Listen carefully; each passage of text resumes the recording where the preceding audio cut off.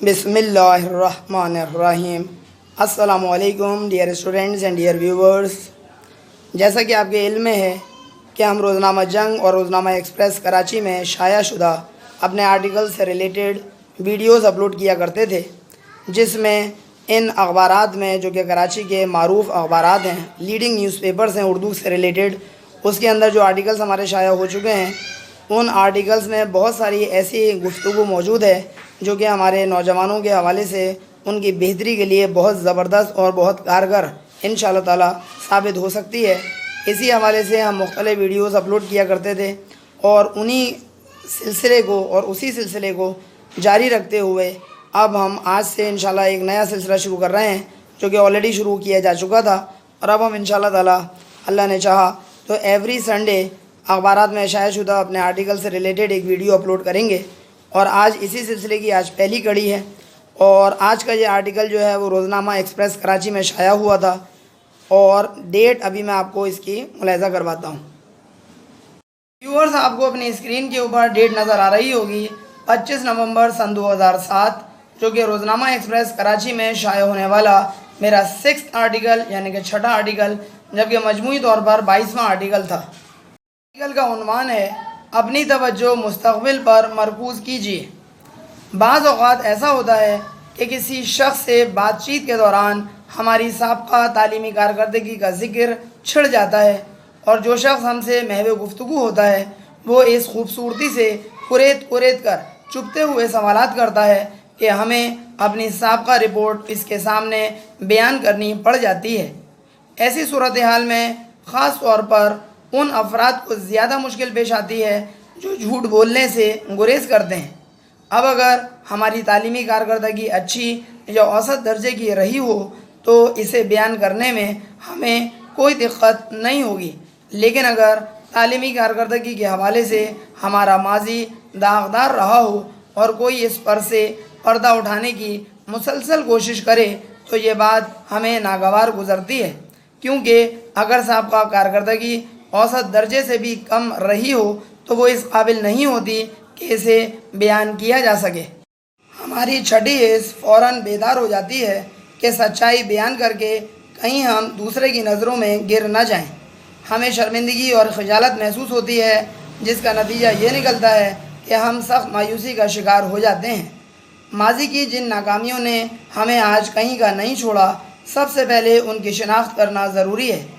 हम सब ये बात बखूबी जानते हैं कि नामुमकिन का लफ्ज़ सिर्फ़ और सिर्फ बेवकूफ़ों की लुग़त में होता है, इसलिए हमें अक़लमंदी का सबूत देने के लिए लफ्ज़ मुमकिन को अपनी ज़िंदगी में जगह देनी चाहिए। अपनी खामियों की शिनाख्त के बाद उन्हें दूर करने के लिए अमली इक़दाम करने चाहिए। अगर हम इस बात का अहद अपने आप से कर लें कि हमें हर हाल में कामयाब होकर दिखाना है, तो फिर ज़रा सोचिए वो कौन सी ताकत है जो हमें दोबारा नाकाम व नामुराद बना सकती है। यकीनन हमारी खामियाँ, लिहाजा हमें अपनी खामियों का गला घोट कर कामयाबी का ताज अपने सर पर सजाना है। दुनिया का कोई शख्स भी गलतियों से मुबर्रा नहीं। अक्लमंद वो है जो अपनी और दूसरों की गलतियों से सबक सीखता है, फिर आइंदा इन गलतियों को दोहराने से हर मुमकिन बचता है।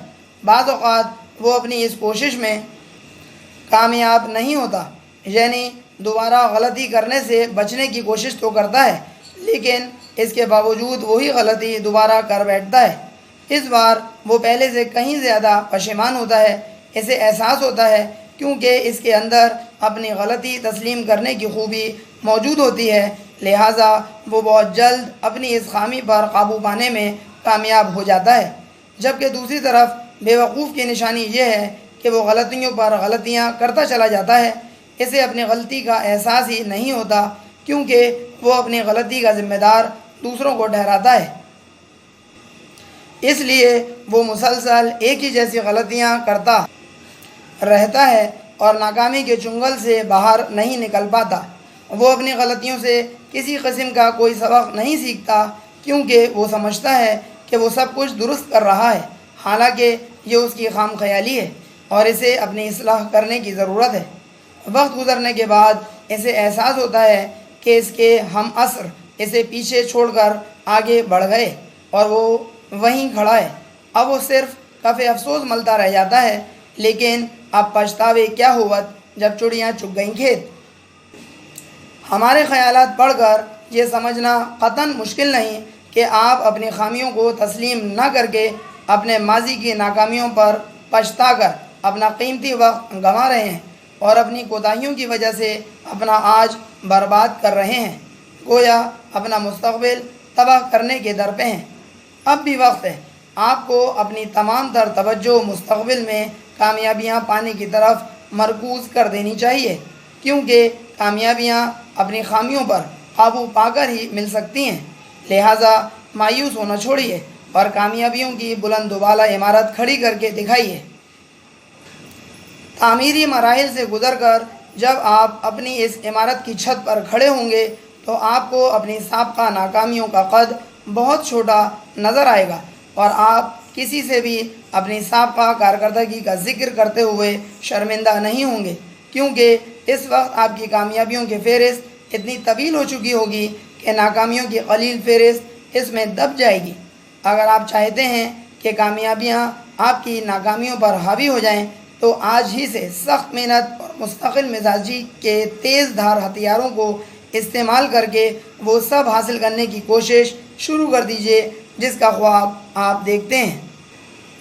पूरी उम्मीद है कि हमारे व्यूअर्स को हमारा यह आर्टिकल, जो आज से तकरीबन 14 बरस कबल रोज़नामा एक्सप्रेस कराची की ज़ीनत बना था और उसका उन्वान था अपनी तवज्जो मुस्तक़बिल पर मरकूज़ कीजिए, तो इस उन्वान के तहत शाया होने वाला आर्टिकल आज से 14 बरस बाद भी बहुत ही ज़्यादा मुफीद और कारफरमा है उन तमाम अफराद के लिए जो कि इस आर्टिकल में मौजूद अच्छी और बेहतर गुफ्तगू को समझकर उस पर अमल पैरा हो सकें। अगर आपको हमारी ये वीडियो अच्छी लगे तो काइंडली अपने फ्रेंड्स में इसको ज़रूर शेयर करवाएं ताकि ज़्यादा से ज़्यादा लोग हमारे इस आर्टिकल से फ़ायदा उठा सकें।